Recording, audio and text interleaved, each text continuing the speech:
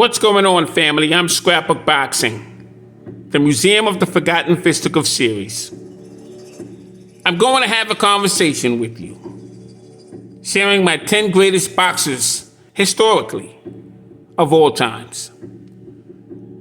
If you followed my channel, you would already know who my 10 greatest boxers of all times are. But in this conversation, I will divide my 10 greatest fighters into 10 separate videos. This will allow me to dissect in methodical form to break down every conceivable angle as to why that fighter is rated the way I have him. In order to be a true critic and have a full understanding in which one speaks, they must understand the topic that's in question. I've been involved in boxing for over 50 years. I've read close to 1 million articles on every fighter from 1800s to current.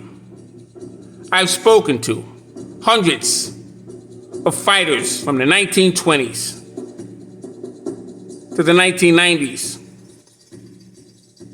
spoken and worked with trainers and managers and promoters from the 1920s to the 1990s. I understand this game. What is boxing? Boxing is what it actually says it is.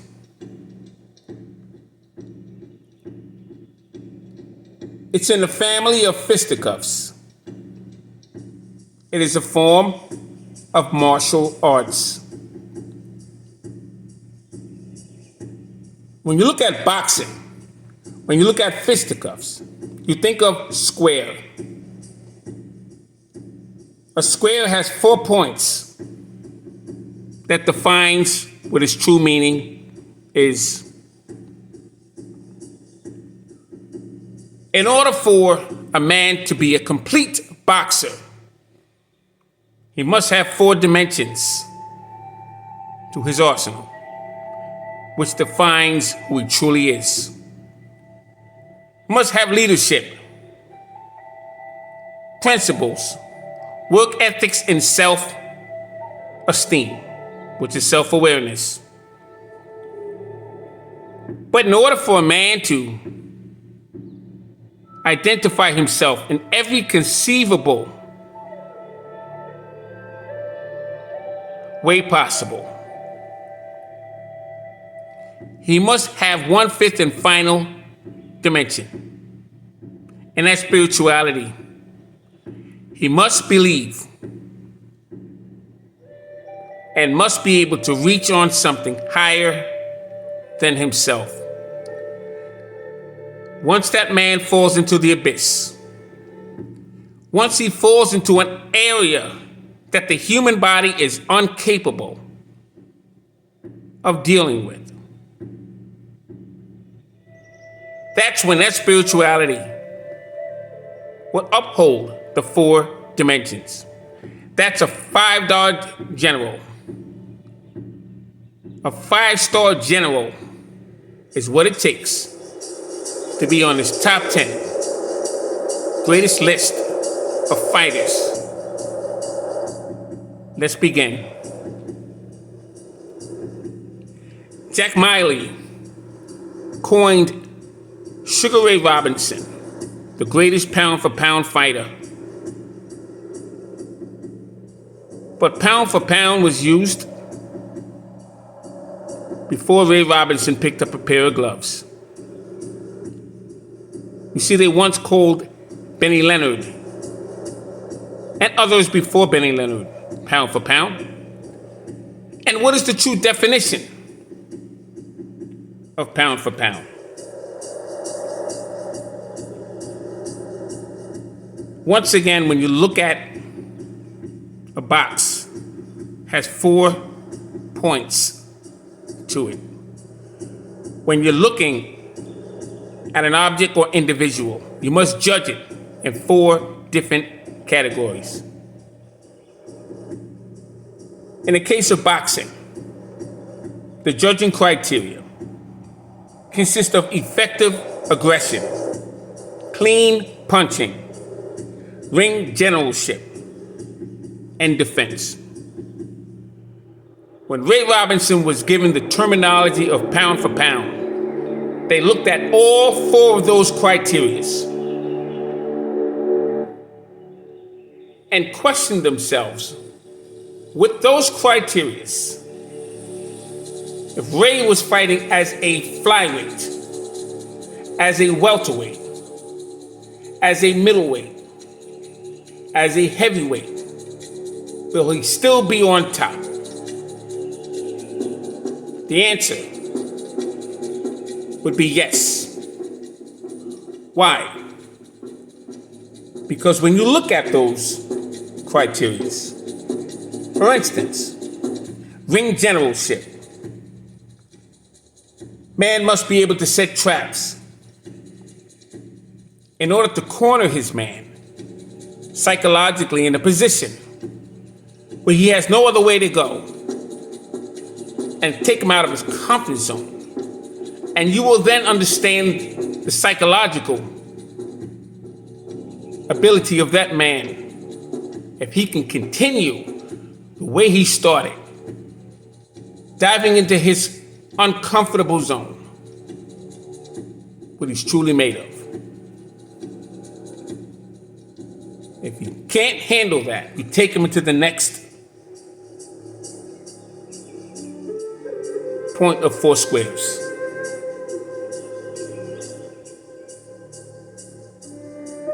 You look at feints and distance and illusions. This will discombobulate a man who was not comfortable in his own skin. From there, you will set up counterpunching and timing that will allow you to jab, use straight hands, uppercuts, and hooks. That, my friend, is the science of boxing. When you get to defense, it allows you to hit and not be hit in return. But if you do get hit, can you take a punch? You have the ability to confuse your opponents with an illusion that your punch does nothing to me, but my punch will discombobulate you. When you have those ingredients and you place them into the 4 criteria, you will be considered pound for pound. My number 1 greatest fighter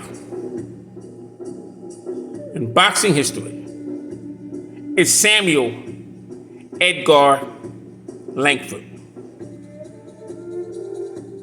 Sam Langford was known as the Boston Tar Baby. I want you to think about that phrase for one moment. He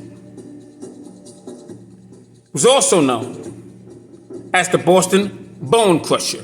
Once again, think of that phrase for one moment. You're looking at a fighter who stood 5'6" 3/4 inches. Some will tell you 5'7". He weighed an average of 140 to 178 pounds. He was born March 4th, 1886, in Weymouth Falls, Nova Scotia, Canada. He died January 12th, 1956, in Cambridge, Massachusetts.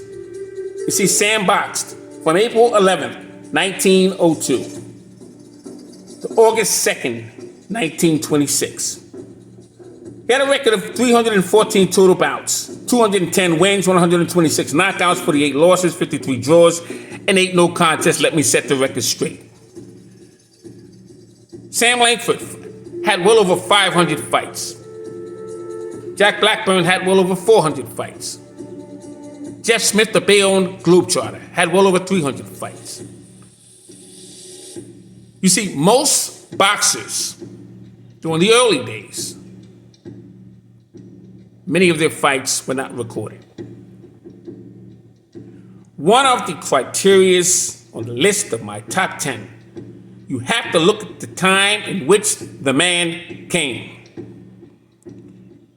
That will separate him from modern fighters. Why? Because when you look at a time in which a man came, there were different criteria, there were different circumstances that they were under, rules that they had to apply by. You had the underground, where there were absolutely no rules. A lot of these men fell under those conditions. See, Sam Langford won the Colored World Middleweight Championship title. It was vacant on November 12, 1907, in 20 rounds. He would defeat young Peter Jackson. Jackson was known as the Baltimore Demon.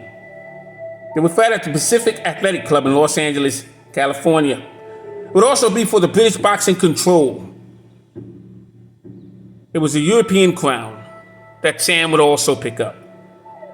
He would lose in 15 rounds at the Lincoln Athletic Club in Chelsea, Massachusetts, against the world colored heavyweight champion, the Galveston Giant, Jack Arthur Johnson.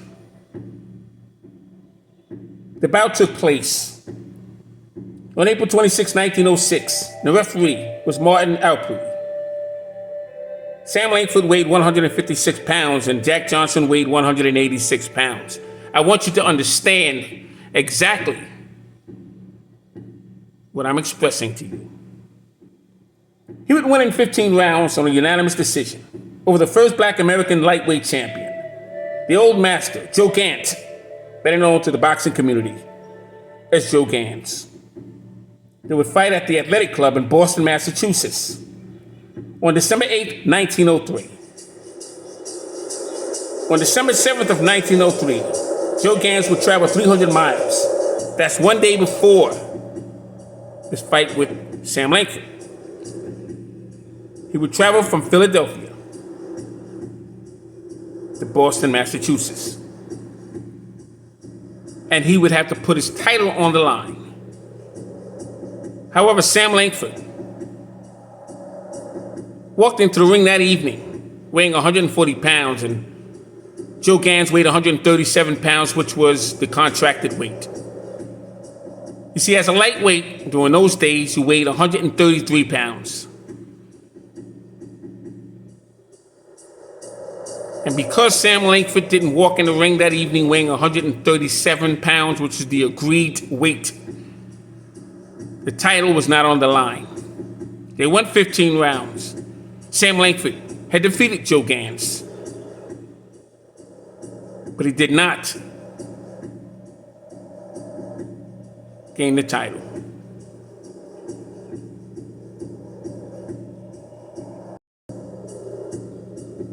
Sam would draw 15 rounds in a decision that was unfair to most onlookers.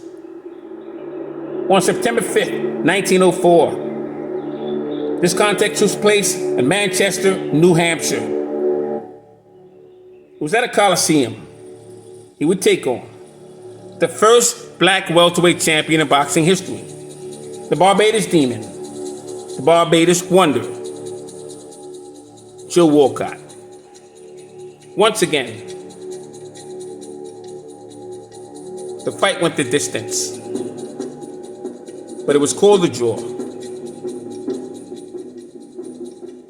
Sam Langford did not get the victory because they made it a draw, but at the same time, the title was not on the line. But he defeated Joe Walcott, no questions asked. That is the second opportunity that Sam Langford would have fighting a champion, but their belts were not on the line. Sam Langford would defeat both men.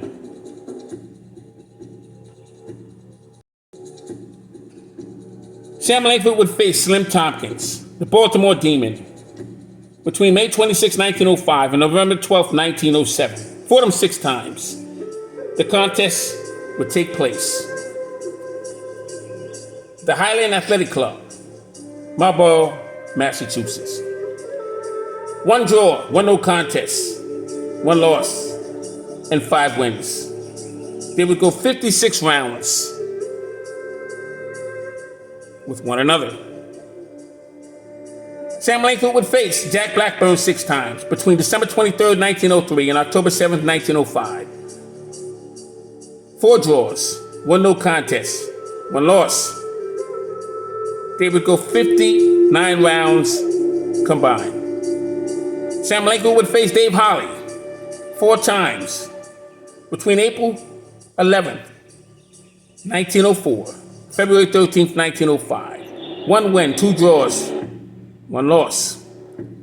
Sam Langford would face Stonewall Allen 2 times between April 3rd, 1903 and April 16th, 1903. 6 rounds. A remarkable feat of this young man. He would take on fighters such as Willie Lewis and Kid Griffo, Belfort Walcott and Larry Temple, Joe Reed and Andy Watson, Pasty Sweeney and Danny Duane, George Gunther and George Cole. George Cole was known as the Trenton Tea Warmer. Larry Temple would invent the Bolo Punch. He was the original fighter.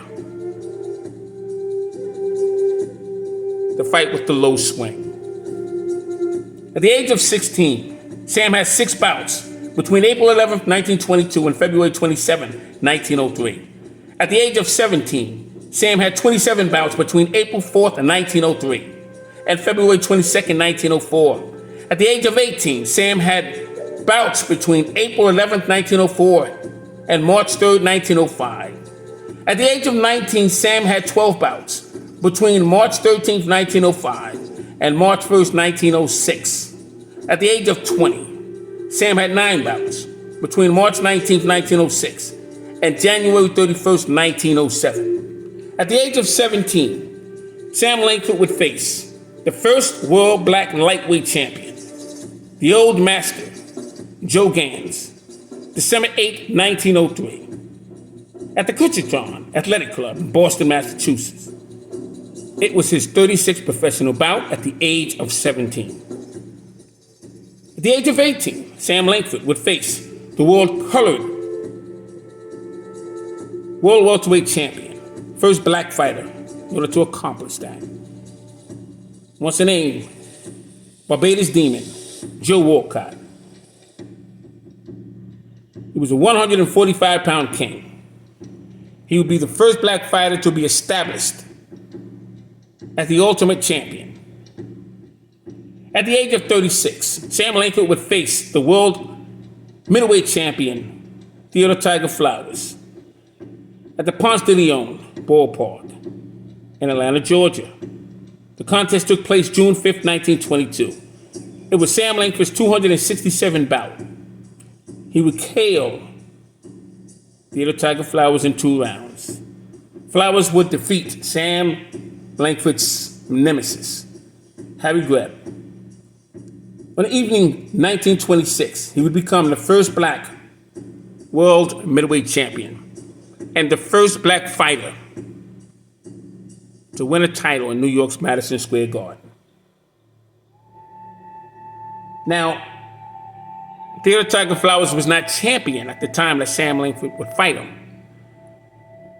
But Theodore Tiger Flowers would be the first black middleweight champion. And Sam Langford would knock him out in 2 rounds. November 21st, 1906, Rochester, New York, 15-round decision victory. At the age of 20, would face the world colored middleweight champion, Claim It, and also the British Boxing Board of Control in the Commonwealth middleweight championship title. The Baltimore Demon, young Peter Jackson. He stood 5'6.5" had a 70-inch reach, had a record of 136 total bouts, 78 wins, 26 losses, 59 knockouts. The Barbados Demon and the Baltimore Demon, two ferocious fighters that would be on a resume of Sam Langford. At the age of 20, Sam Langford would face the colored heavyweight champion, the Galveston Giant Jack Johnson, in his 61st professional bout on the April 26, 1906. 15 rounds at the Lincoln Chelsea, Massachusetts. He would lose that bout, but keep in mind, 2 weeks earlier, Sam Langford would face the Iron Man of West Hoboken, Joe Jeanette. He would defeat him in 12 rounds, and he would fracture his right hand. 2 weeks later, he would meet up with the colored heavyweight champion, future first black heavyweight champion in boxing history, the Galveston Giant, Jack Johnson. He would go 15 rounds with him with a broken hand. Jack Johnson was contracted when given the opportunity to face Noah Busso from Canada. His name was Tommy Burns. That was part of the agreement. He needed money to campaign for that fight. Wherever Noah Busso went, so did Jack Johnson. But he did not keep his end of the bargain because he understood that evening when they fought in 1906 what Sam Langford was truly about. Jack Johnson became the first black world heavyweight established champion when they would take on Noah Busso on evening of December 26, 1908, with a fighter, with a time that this man would come in. Sam would face the Iron Man of West Hoboken, fought him 14 times. The Iron Man of West Hoboken, his name was Joe Jeanette. He was a one-time colored heavyweight champion. What was interesting about Joe Jeanette? He was a street fighter. On a dare, he challenged a man bare knuckle. And he had several fights after that before he turned professional. What was interesting about Sam Langford, didn't give a damn who he faced. Sam Langford would take on Joe Jeanette. Joe Jeanette would take on Jack Johnson 7 times and Sam McVeigh 3 times. Sam Langford 14 times. And on and on and on. Sam would face the Oxnard Cyclone, Sam McVeigh, between April 1st, 1911 and August 3rd, 1913. Took him on 15 times. Sam McVeigh was a 2-time colored heavyweight champion. Sam McVeigh would take on Joe Jeanette 3 times in 1909 alone. They would have a contest that would last 49 rounds. Joe Jeanette would go down 27 times. McVeigh would hit the mat 11 times. Neither man understood where they were towards the end of that fight. I mentioned to you about the 4 dimensions, and the 5th and final one was spirituality. Well, that's what it took to get past a fight like that. You have to understand, when these men would fight, they were considered 1/5 of a human being. They did not have negotiating power. They did not have bargaining power. The chips were in the hands of the managers. The fighters basically did what was asked and told of them. So they fought who was placed in front of them. They did not have wiggle room to duck out of a fight. That was boxing at its day. Sam would face the Brown Panther 22 times between May 1st, 1914 1922. Harry Wells was a 3-time colored heavyweight champion, defended his title 25 times. He would tie with George Dixon, who was a featherweight champion 3 times as well, and Joe Louis, the Brown Bomber, who was, in many people's opinion, the greatest heavyweight champion. And we will get to Joe Louis in this top 10. Sam faced Joe Jeanette September 6, 1910, won the colored heavyweight championship title on his 105th professional bout. The contest took place at the Armory Athletic Club in Boston, Massachusetts. Sam would face 2-time world colored light heavyweight champion, Kid Norfolk, who was known as William Ward, and Lee Anderson, who was known as the Harlem Bully. He would take on Lee Anderson 5 times and take on Kid Norfolk between January and December 1921. Sam would face William Hogue, the National Sporting Club, the British Heavyweight Championship title, knocking him out in 4 rounds on May 24, 1909, at the Covent Garden in London. 1909, you would have, once again, Sam McVeigh and Joe Jeanette. You see, this is when boxing was boxing. Men who ducked, Sam Langford. Men such as Gene Tunney, the Fighting Marine, Jack Dempsey, the Manasseh Moeller, Mike and Jack Twin Sullivan. Many fighters avoided Sam Langford. He knocked out over 100 heavyweights, was in the ring with Stanley Ketchel in 1910. He was promised a return go. Stanley Ketchel would be killed. It's 2 weeks later.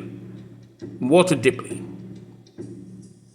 Sam Langford would take on Jeff Clark, the Joplin Ghost, 11 times between November 11th, 1910 and June 1st, 1920. Sam won 3, lost 1, 2 draws, and 5 no decisions. A young man who was abused in his household would travel to the United States from Canada, the age of 14, and he would wind up in the Lenox Athletic Club as a janitor. One day, man in the ring was waiting for a sparring partner, didn't show up. Sam threw down his broom and stepped in. He caught a little bit of a licking, but he made that fighter understand. My God, when Dave Brown, who was the manager, would walk in, he would point to this young man, Sam Langford, and say, "You have a champion on your hands."